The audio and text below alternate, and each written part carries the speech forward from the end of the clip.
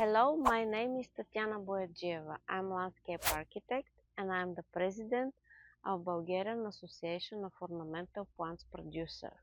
We are member of INA and also we are a big group which are participating here in Gardenia Fair, invited by Gardenia.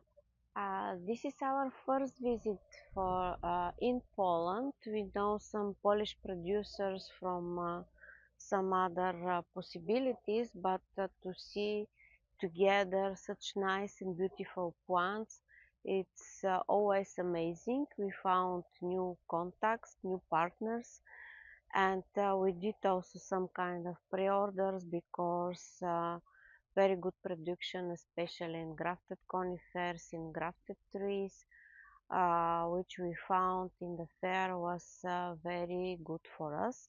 Also some plastic pot producers, some other things which our members share that it's very useful for our business to find here, like bio products for bio control of plant health and so on.